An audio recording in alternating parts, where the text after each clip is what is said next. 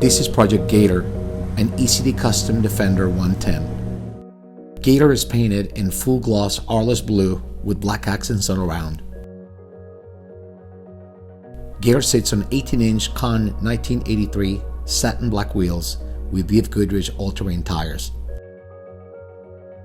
This D110 features a 6-point roll cage, tubular front bumper with worn winch, black steering guard, and 2 LED lights in the rear.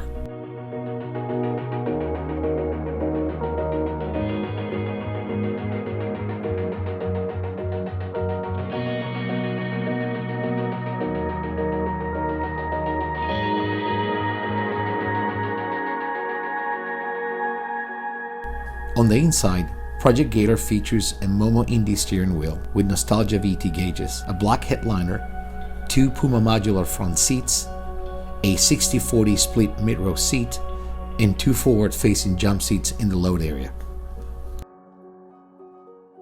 Each seat is wrapped in Alligator skin along with Torino claret leather stitched together in brown color. Project Gator is powered by a GM 6.2-liter LS3 V8 engine with 6-speed automatic transmission.